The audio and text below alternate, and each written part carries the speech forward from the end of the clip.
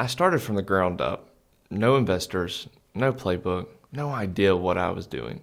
Just time, risk, and a lot of learning the hard way. When my dad and I started our CPA and consulting firm, I remember sitting there in my office thinking, are we ever going to get a single client? And I'll never forget that first year. I only took home $9,000 in salary.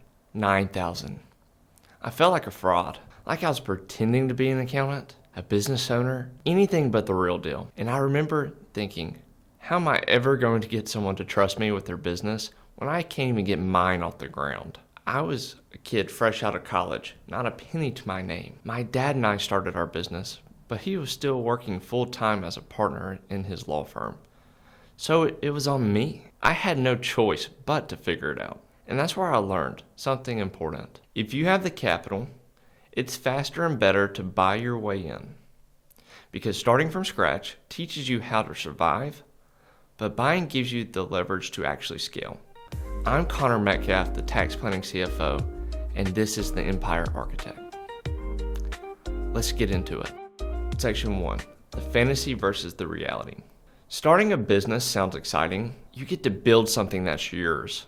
You get the freedom, the control, the dream. But here's the reality. You're starting at zero. No customers, no systems, no brand, and no cash flow. You have to build all of it. And to do that, you're going to have to hustle like nothing you've ever experienced before. It's not 9 to 5. It's 24/7. Every decision, every dollar, every ounce of energy depends on you. And sometimes it's the difference between whether your kids eat or not. And that's the pressure no one talks about. The part that turns being your own boss into the hardest things you'll ever do. Section 2, why buying a business changes the game. When you buy a business, you skip that uphill battle. You're not guessing whether it'll work. It's already working. You get customers, systems, and cash flow from on day one. Think about that for a second. Instead of spending years trying to figure out your audience or reputation, you're stepping into something that's already proven. Now, that doesn't mean it's easy. It means your job changes from builder to optimizer. You're stepping into a machine that already runs, and your goal is to make it run better. Maybe that means tightening systems, improving margins, or freeing up the owner's time so it can scale. When you buy, you're not starting from zero. You're starting from traction. And that's the difference between hustling for survival and building for scale. Section 3, the trade-offs. Starting gives you freedom, but it comes with risk. Buying gives you momentum, but it comes with debt. When you start, you're trading time for equity. When you buy, you're trading capital for cash flow. And here's the thing, you might have the money to start a business, but you almost never have enough capital to outlast your burn rate. The longer it takes to get traction, the faster that cash disappears. Here's a tip. Before you ever risk your own money, go learn on someone else's dime. More importantly, go learn what not to do. Because you're going to get an education one way or another in business. It's just a lot cheaper to learn those lessons as an employee than it is when you're the one having to pay the bills. If your goal is to one day own your own business, your game plan shouldn't start with a logo or website. It should start with your personal finances. You need to build up your savings, get your credit into shape, and put yourself in a position where a bank or investor will actually take you seriously. That's the foundation that gives you options, because opportunity doesn't wait for you to be ready. You either had the capital or you don't. Most people never get past the dreaming stage. They talk about someday, but never put themselves in position to make a move. The ones who win, they prepare quietly. They save, they study, they learn how deals work. And when opportunity shows up, they're ready to move. Because in business, timing favors preparation. You don't need to be first, you just need to be ready. Section 4, why buying is the smarter move. Here's the truth.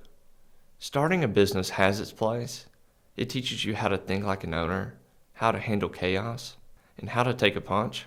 But if your goal is to build wealth, buying is the faster, smarter move.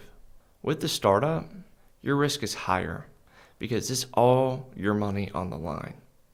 Every mistake, every delay, every bad month hits your wallet directly. You're betting everything on something that doesn't even exist yet. When you buy a business, you're not betting at all. You're only risking a portion of your capital because the rest is leveraged through the deal. And you're buying something that's already proven. You're not paying for the potential, you're paying for proof. Proof that customers already exist. Proof that the systems work. Proof that the market wants what you're selling. That proof saves you years of guessing and failing your way forward. When you buy right, you're not just buying a business, you're buying time. Buying lets you focus on optimization, not survival. You can improve margins, streamline operations, and scale something that already works, instead of trying to build it from zero. And that's the difference between owning a hustle and owning an asset. So if you want to grow faster, buy something that's already working and make it better. That's how you buy time, lower risk, and turn business ownership into real wealth. At the end of the day, starting versus buying isn't about which is better in theory. It's what actually builds freedom in practice. Starting teaches you discipline, buying teaches you scale. And when you buy right, you accelerate everything. You create options. You create cash flow. You create freedom. You don't need $1 billion or a team of investors to do it. You just need a plan, the right deal, and the confidence to pull the trigger. Because anyone, including you, can build their own financial empire. I'm Connor Metcalf, and this is Empire Architect. If this helps you see business ownership in a new way, hit like, subscribe, and stay tuned. Because next time, we're breaking down how to find the right business to buy.